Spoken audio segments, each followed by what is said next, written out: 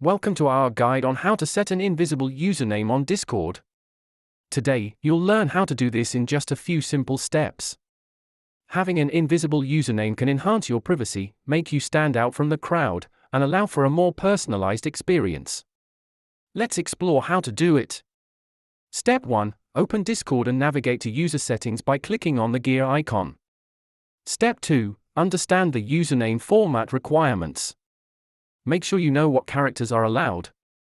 Step 3. Now, let's copy the invisible character. You'll find the link in the description below. Step 4. Paste the invisible character into your username field by right-clicking and selecting Paste. Step 5. Don't forget to confirm your changes by hitting Save. Your invisible username is now live. To maintain your invisible username across devices, ensure you're logged into the same account on all platforms. If you face issues, common troubleshooting steps include checking for updates and restarting the app. In conclusion, setting an invisible username on Discord is easy when you follow these steps. Thanks for watching.